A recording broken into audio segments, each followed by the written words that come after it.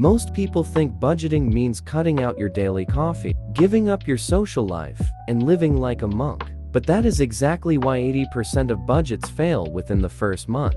It's too restrictive. What if you could save money, pay off debt, and still spend guilt-free on the things you love? Enter the 50-30-20 rule. It is the easiest financial framework ever created, and today, we are breaking it down step by step so you can fix your finances, starting right now. First, let's talk about the biggest piece of the pie, the 50%. This half of your income goes strictly toward your needs.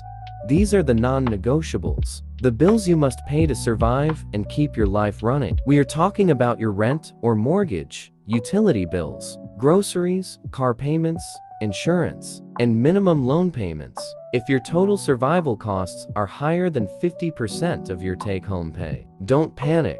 It just means you either need to downsize a few expenses or focus on a side hustle to bring your income up. Remember, half of your check belongs to survival. Now, for the part most financial gurus hate, but you will love, the 30%. This portion is dedicated entirely to your wants. Yes, you read that right. You are legally allowed and encouraged to spend nearly a third of your money on pure enjoyment.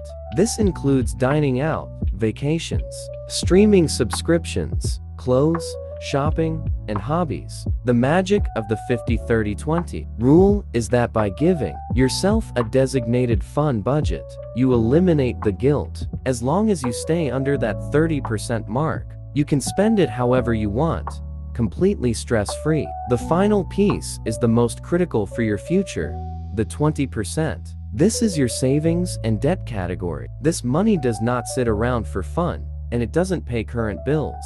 This money buys your future financial freedom. You will use this 20% to do 3 things in order.